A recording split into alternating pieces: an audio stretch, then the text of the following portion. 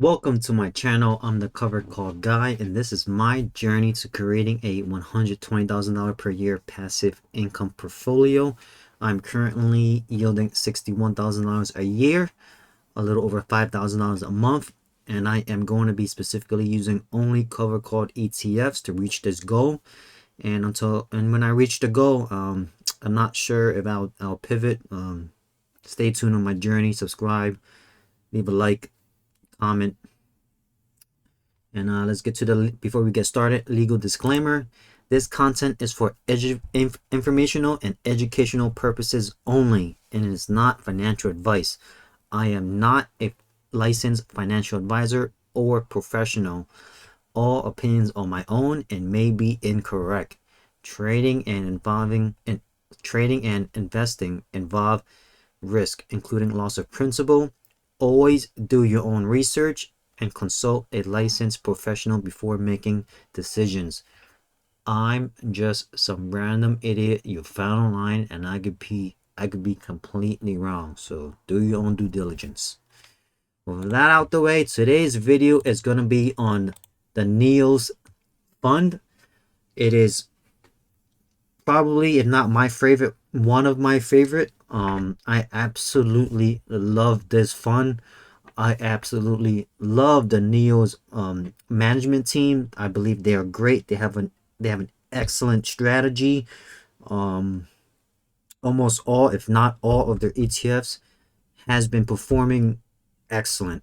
Yes, of course, we've been in a bull market, but we have seen the dips and pretty severe dips or downturns, and that still held up pretty well. So I am not worried at all. I am pretty confident in their ability to maintain the high yield without destroying the NAV, and actually grow the NAV and grow their payouts. So with that out the way, let's get started. Okay, so NEOS ETF, which are the top three? I will be listing all of the ETFs, but I will be doing my top three. All right, it'll be my in-depth analysis and final verdict. So what is NEOS philosophy? Of course, is on the website. They are a specialized issuer focused on one thing: creating high monthly income with tax efficiency using active options, right? So this strategy is built on two pillars. Number one is the section 1256 contract, right? It's a 60/40 blended tax rate, no matter how long you held them.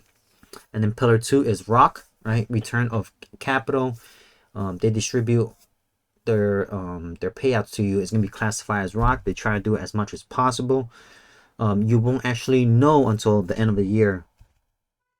They can just be saying, yes, this payout is 80% or 90% or 100, but it won't actually be 100% accurate until you get the final 1099 from your brokerage.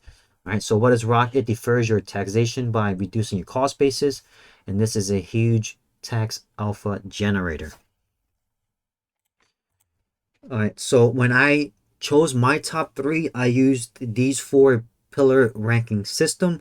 Number one is market adoption, and that's assets under management, right? This is a top criteria because it shows investor confidence, and you want the fund to be liquid, right? So that means you're able to buy and you're able to sell. You just can't be buying but you can't sell because there are no buyers. Or you just sell, but it's hard to very buy. There's no movement, right? So the more liquid it is, the better it is. And two, income generation, the 12-month distribution rate. This is why we're here. How much is it paying out? Which leads to total return versus cost. How much upside are you sacrificing for that income, right?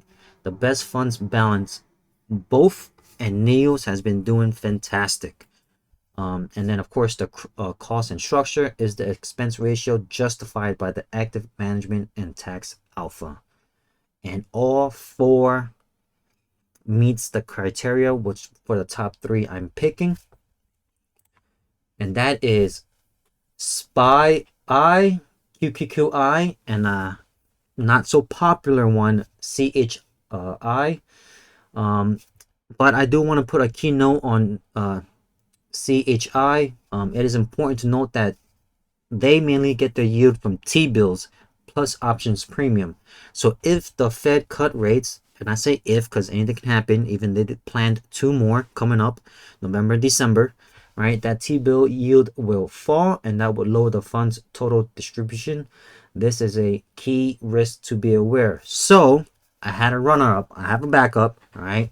And that is BTCI, my favorite Bitcoin income ETF, my GOAT, right? For those concerned about that risk or for investors seeking a more aggressive, the runner up is BTCI, Bitcoin High Income ETF, right? So it is a niche, high risk fund, but it is a 28.36% yield and has returned almost 50% in the 1 year return, which is amazing. That is a goddamn growth stock right there with an income, right? That is a monster. That is an absolute beast. And all this information is as of Q3 and Q4 of 2025. So it's not like super current. I had to just pile the information of what is already given and solidified. But it is a beast. It is an absolute monster. I love BTCI.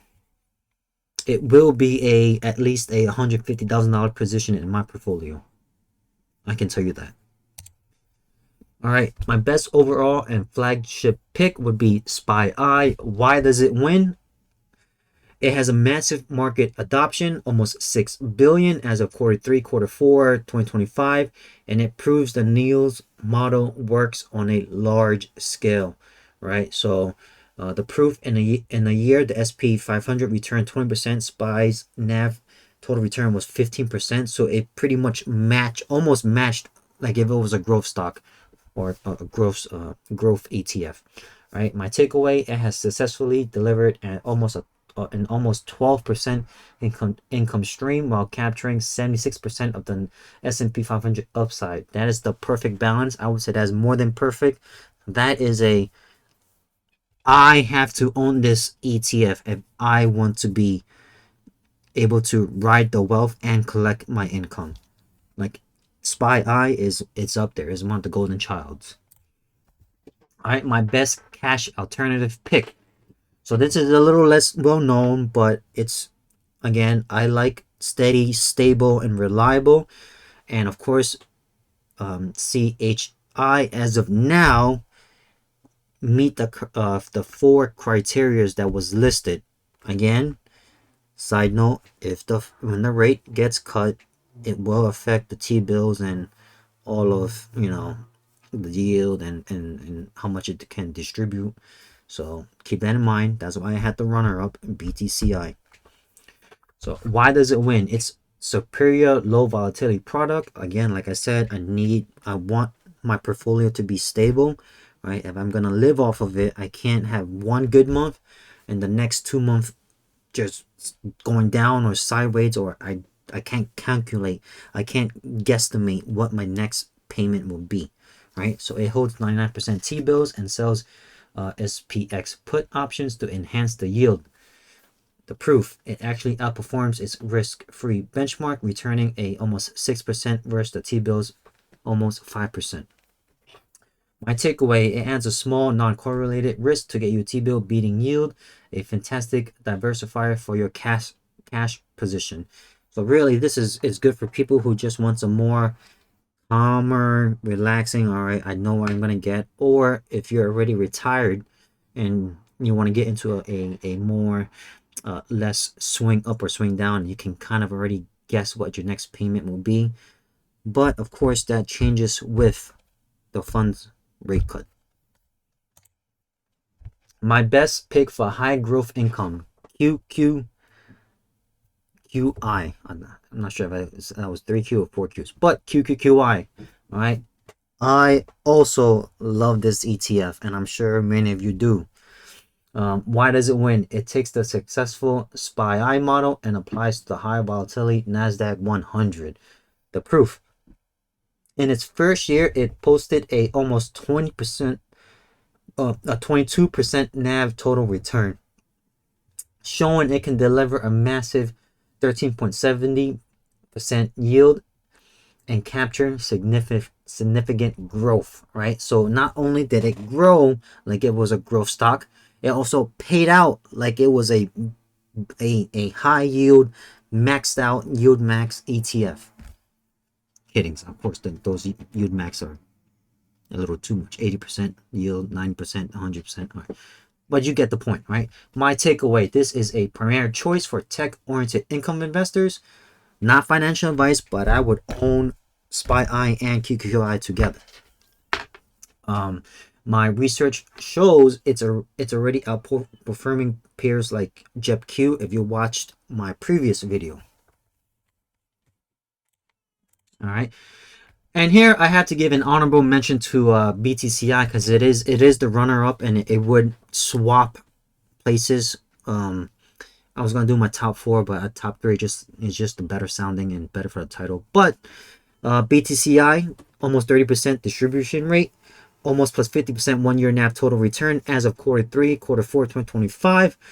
Why is it not a top 3? Because it is a high risk alternative asset. All right, as much as I believe in Bitcoin, as much as I own Bitcoin myself, as much as I believe in the high conviction in Bitcoin, and that Bitcoin or slash the crypto world is going to reach a 10 plus trillion,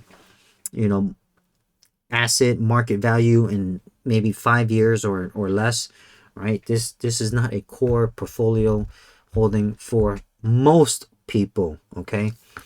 Why it's amazing though: it perfectly executes its goal. It converts Bitcoin's swing either up or down to income, right? It has an explosive growth, about half a billion in just a year. And these numbers are not just staggering, it's wildly successful, right? People are saying, look, I think we need to get in this as soon as possible. NEOS know what they're doing. We need to get in on this. So how do they do this, right? I've broken it down into their 2 core playbooks. The high income model used in SPYI, QQQI, and BTCI. This model holds assets like stocks of Bitcoin and sell call options against them. The trade-off: you are selling, capping your upside potential to get the high monthly income. You'll lag in a massive bull run. Again, all cover call ETFs do. And then they have the enhanced income model, which is CSHI and BNDI.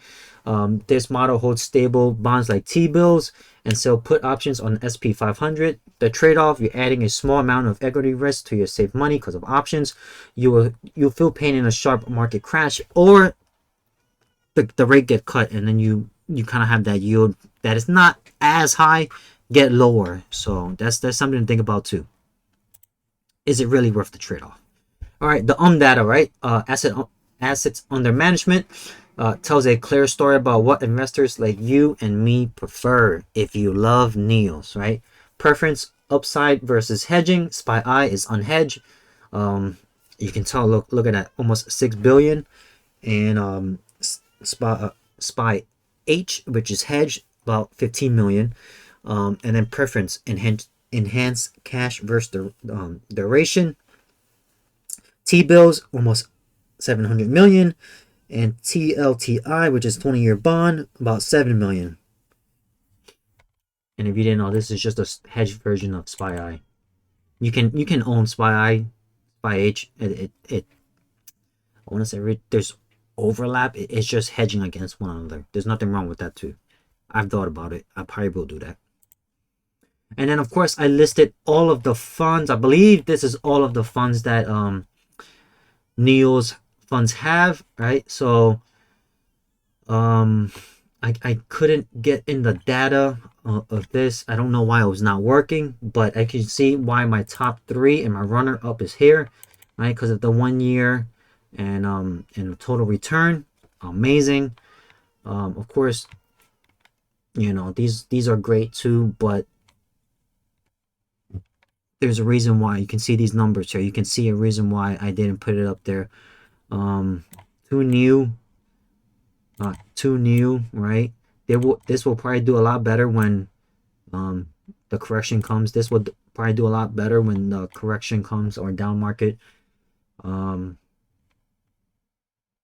Oh, this one this has been on my watch list. I've been watching it, but again, year to date, it's actually down. Total return it is up, but I feel like it's also a little too new. And of course hasn't been performing well. But yeah, you can see why I've had my top 3 in the runner-up. I believe that these are the best performers and the top tier of NEOS fund so far. Of course, they have a lot of boosted ETFs coming out, and I'm not sure how they will do. Of course, they will eventually get added, and these will probably change when we have more data, or as the 6 months from now. And then my final verdict, the cover called final verdict. After this deep dive, my conclusion is that the entire NEOS lineup is a master class in monetizing volatility.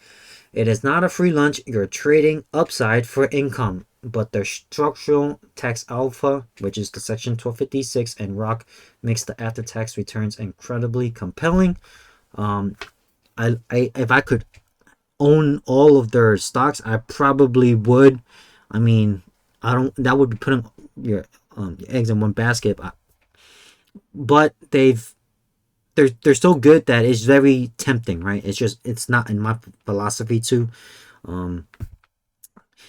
I mean, I would own every single stock. It was just if I do have that type of money, right? I would have money in other ETFs. But if I had that type of money, I would probably own almost all of their stocks. As you can see, like, I absolutely love their strategy. I absolutely love their the active management. I already said BTCI is going to be at least $150,000 portfolio. In my $150,000 position in my portfolio. Sorry. I'm probably gonna dip my toes into SPYI and QQQI once I start fully building out my the completion of my portfolio.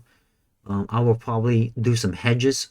I will probably buy their hedge ETF just to have some of that downside cushion. I do want some real estate in my core holdings, so I'm probably gonna have this. I believe this one is about a 10% yield, maybe 12%, 10 to 12%, maybe more. Might be a little off on that, but yeah, this holds realty income, and I'm a big realty income fanboy. I don't know if I have a lot of Russell 2000. I will probably make this a semi small position, maybe 1 or 2%, 1 or 2%, maybe like $20,000-$30,000. I rather own real gold. That's just me. I like having physical gold and silver. I guess I'm a little old school like that. But yeah, I absolutely love the NEOS fund. The NEOS team is great. I watch all of their interviews. I love how they're very transparent.